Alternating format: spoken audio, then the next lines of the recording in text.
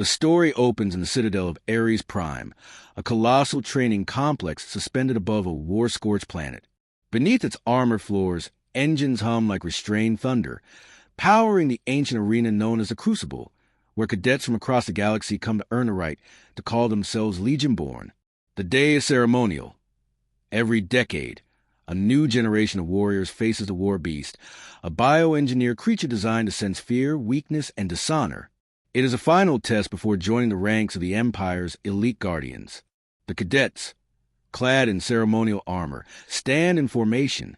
Their faces are masked, their postures rigid, but their hearts pound with anticipation. Around them, banners of different worlds hang like ghosts of conquered planets. Among the 50 chosen is Cadet 47, the only one from Terra, a planet long believed to be extinct after collapse wars. The human stands out not for appearance, but for the way silence surrounds him, while others whisper prayers or mutter mantras. He stands utterly still, eyes closed, as though listening to something beyond the metallic roar of the arena. The war beast is released. It descends in the shadows with a sound that is half growl, half machine, a fusion of bone, sinew, and circuitry. Its skin shifts colors like molten glass. Its four-burning eyes lock onto each cadet in turn. The air grows thick with static as the creature's psionic field expands, tasting the emotional currents of the room.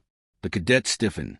They have trained for this, but the reality of facing a living weapon born from the DNA of 1,000 conquered species is different from simulation.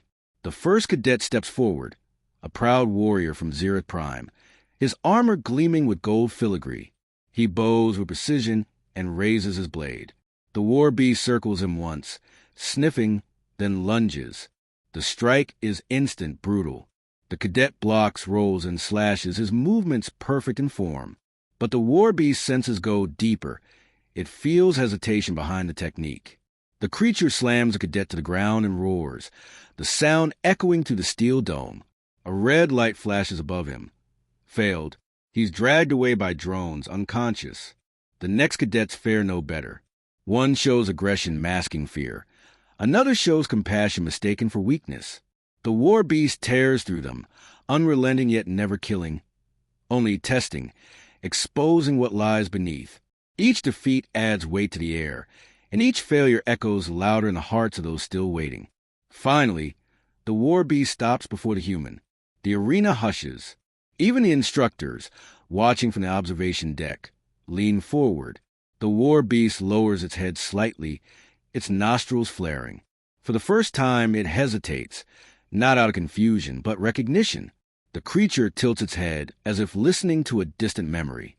The human cadet lifts his gaze, meeting the creature's eyes without flinching. His expression is calm, not defiance, not submission, but understanding. Proceed, Cadet 47. The commandant's voice booms through the speakers. The human steps forward. No armor beyond standard issue. No weapon drawn. The war beast circles, tail lashing, jaws clicking like gunfire. It growls a low, probing sound meant to provoke fear, but there is none. Instead, the human exhales slowly and whispers, not words of command, but something softer, something almost ancient. The war beast freezes.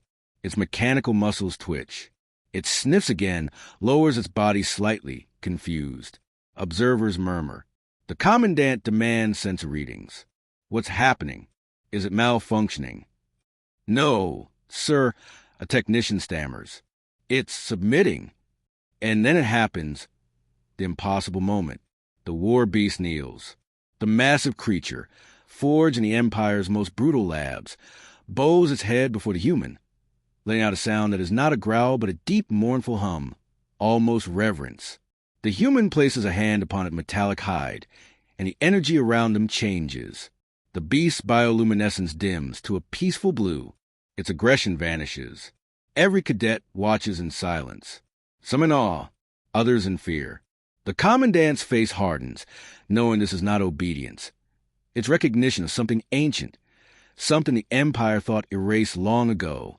For the first time in recorded history, the war beast has knelt, and though no one speaks aloud, the truth ripples through the crowd like electricity.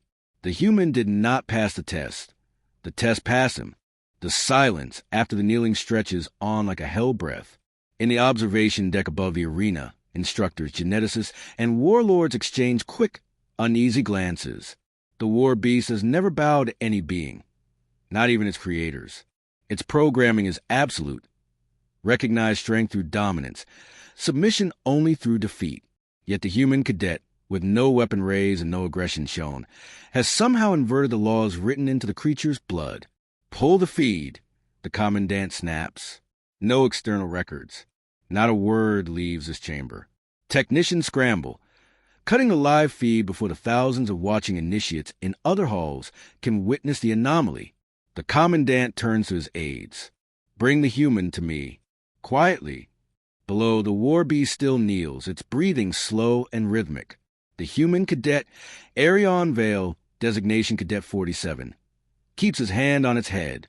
Beneath his palm, he can feel the pulse of something alive and ancient, something that hums in resonance with his heartbeat.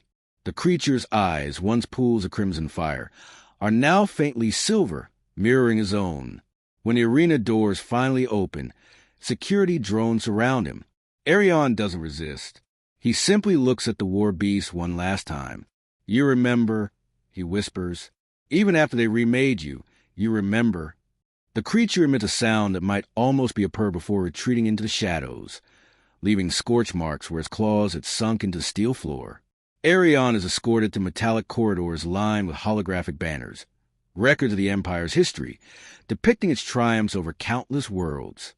Humans appear only once, in a faded image, a species marked extinct due to defiance. It's the first time many cadets see it, but Arion's eyes slide over it without reaction. Inside the commandant's chamber, he stands at attention. The commandant, a towering Varkith with scaled skin and silver implants, studies him with a mix of curiosity and unease. Name and origin, the commandant demands. Cadet Arion Vale.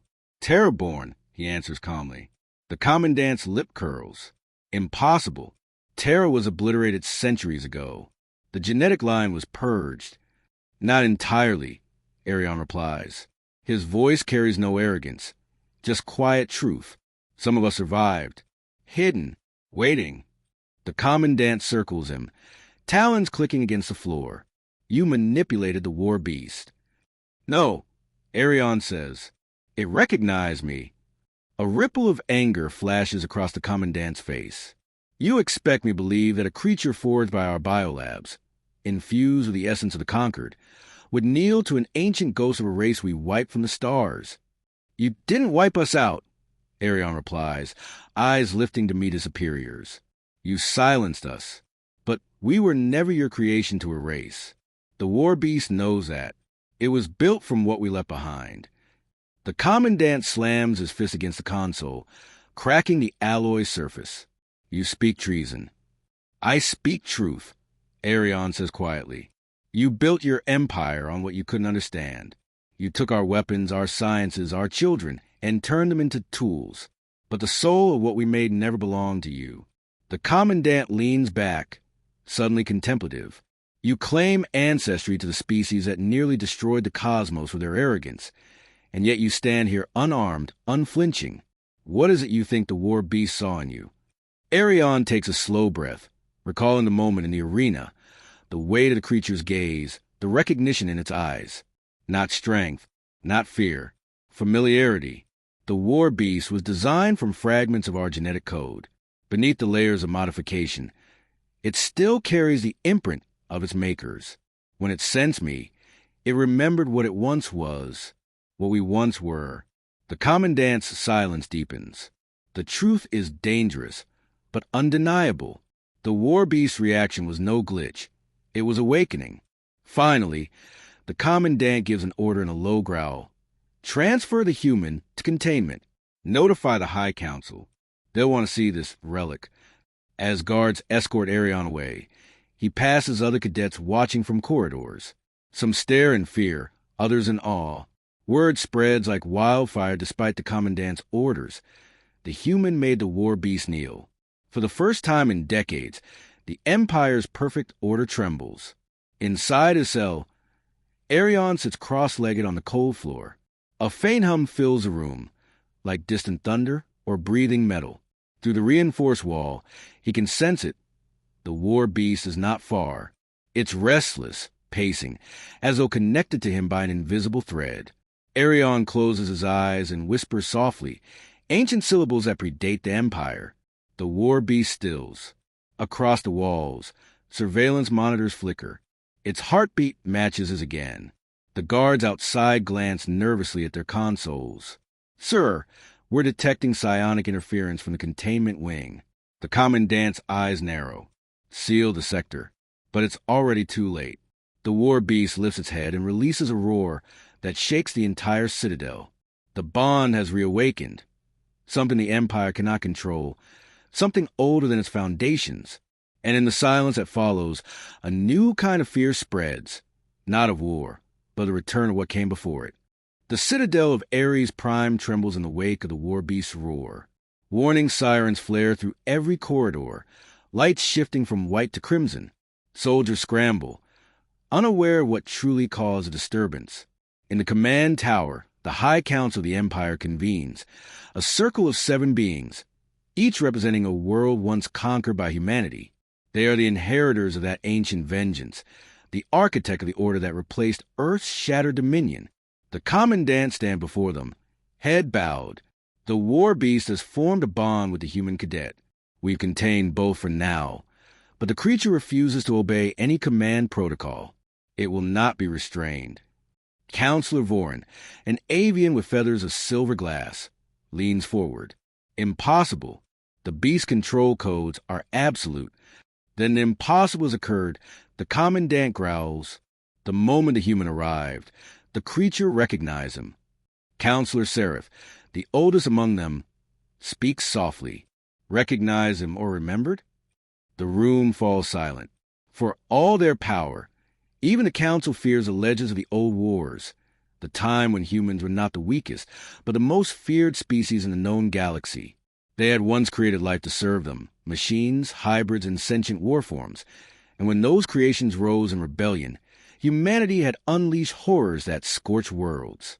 The war beast was born from those ashes, a synthesis of flesh and machine designed to test loyalty through instinct, never mercy.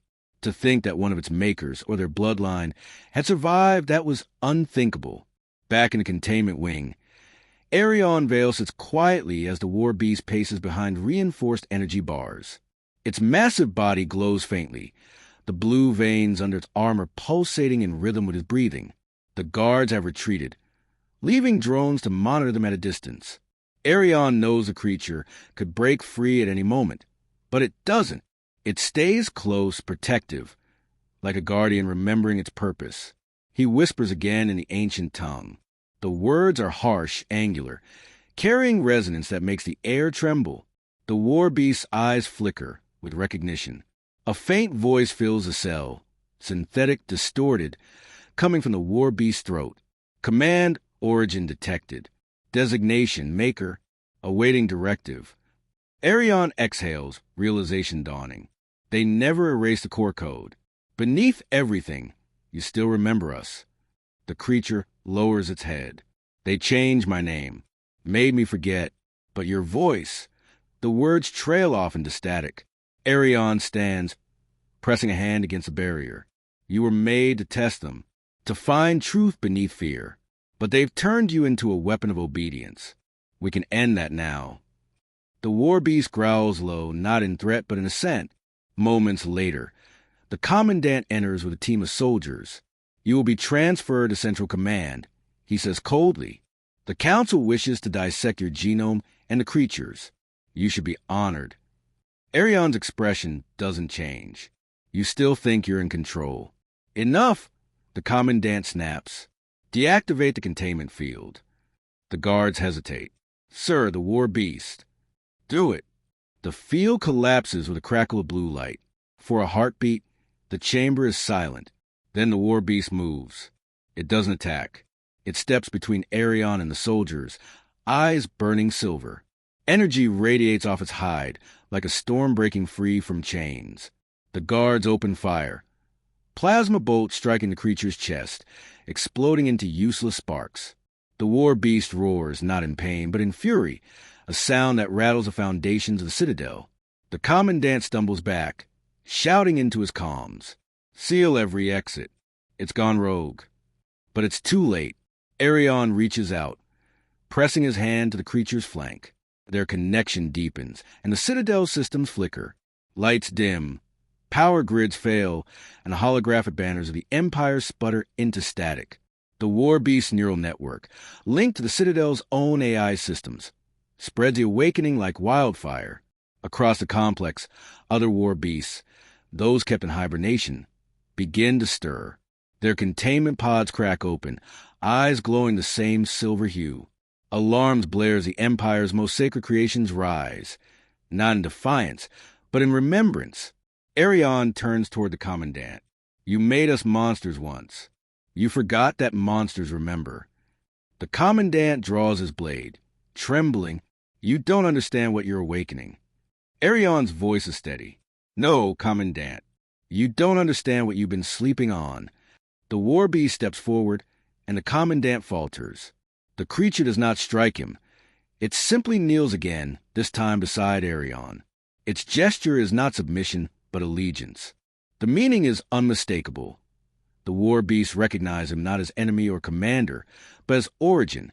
All around them, the Citadel groans as systems fail, and the Empire's illusion of control begins to crumble. Arion looks to the sky through the shattered dome. Beyond the planet's upper atmosphere, he knows other citadels exist, other beasts slumbering in deep orbit. And now, every one of them will feel the same pulse. He turns to the War Beast. It's time to finish what they started, to remember who we were. And in the distance, through clouds of smoke and light, more War Beasts awaken. The rebellion has begun, not of soldiers or slaves, but of memory itself. Smoke rolls across the shattered halls of the citadel of Ares Prime. The once proud training ground of the Empire now burns, its power conduits fractured and its command systems overridden. The air is thick with the scent of ozone and scorched metal. In the heart of the chaos, Arion Vale stands beside the kneeling War Beast, both illuminated by the flickering red of failing alarms. Around them, soldiers and cadets stare, not at the destruction, but at the impossible sight of loyalty turned inside out. The Empire's machines are kneeling, not to a conqueror, not to a god, to a human. The Commandant staggers backward, armor cracked and eyes wide with disbelief. You've doomed us all, he rasps. Do you have any idea what you've unleashed? Arion steps forward, his expression calm, voice quiet but carrying through the roar of collapsing metal. You build an empire on what you didn't understand. You use our creations to wage your wars, but you never knew what they were meant for. And what's that? The Commandant spits. Understanding, balance, judgment. The War Beast rises beside him, its body humming with energy, alive not as a weapon, but as a being remembering its purpose. Through the psychic bond between them, Arion feels its thoughts as whispers, images of the old world, of humans who had created these creatures not merely to fight, but to choose. The War Beasts were once arbiters, sentient judges designed to sense truth through emotion, to measure the worth of those who sought command. The Empire, in its arrogance, stripped them of will and turned them into instruments of fear. Now, with Arion's awakening, their original code reasserts itself. The bond between creator and creation realigns, rewriting the Empire's chain of dominance into something ungovernable. Far above the planet, orbiting citadels and warships experience the same tremor. Deep within their vaults, War Beasts stir from stasis. Their neural cores pulse with the same silver light. Across the Empire's networks, the ancient signal spreads, a frequency encoded not in data, but in memory. Commanders shout orders, but their machines no longer respond. In the silence that follows, the War Beasts begin to kneel, one after another, on every world where they have been stationed. Entire planets watch as the ultimate weapons of obedience bend in recognition of something older, deeper than imperial control. The High Council panics. Their communications are filled with static, their orders lost to chaos. Counselor Seraph, trembling, turns to his peers. This is the resonance of creation, he says, voice breaking. The humans built the War Beasts to reflect their moral core. If they kneel, it means they found truth again. Counselor Voran hisses. Then we must destroy it before it spreads. But even as he speaks, their own citadel's foundations shudder. Somewhere deep below, another war beast awakens, and the light of recognition floods the chamber before any of them can flee. Back on Ares Prime, Arion kneels beside the war beast. Placing a hand on its forehead, he can feel the network stretching through space, millions of connections forming an invisible web. The creatures are no longer weapons. They are voices in a chorus of remembrance. "You're not my servants," Arion whispers. "You're my equals. We were meant to protect life, not rule it." The war beast's metallic eyes soften. "Then command us, Maker. What shall we do now?" Arion shakes his head. "No commands. Only choice." The creature tilts its head, considering, then bows, not in submission, but respect. Around them, the other beasts emerging from containment follow suit, not as soldiers returning to a master, but as kin returning to purpose. The commandant watches, tears cutting through the soot on his scaled face. "You're ending everything," he murmurs. "Without war, what are we?" Arion turns to him, his expression neither cruel nor pitying. "Maybe something better." The sky cracks open. Orbiting war beasts descend to the clouds like living meteors, wings of fire illuminating the ruins below. But instead of destroying, they land in stillness, each one bowing its massive head toward the human standing amidst the wreckage. The sound that follows is not a roar, but a deep harmonic tone, resonating through the atmosphere like the heartbeat of a newborn world. The soldiers lower their weapons. The cadets, those who moments ago trembled before the war beast's judgment, begin to kneel as well, overwhelmed by something they don't understand but instinctively recognize as truth. Arion closes his eyes. Through the link, he feels countless minds, human and machine, synchronized for the first time in millennia. And beyond that, in the faint corners of the cosmos, he senses others awakening. Remnants of humanity scattered among the stars, their blood still carrying echoes of creation. The war beast speaks again, its voice now gentle. What becomes of the Empire? Arion looks toward the horizon where the dawn breaks through the ash. "Empires fall," he says softly, "but we endure." The light spreads.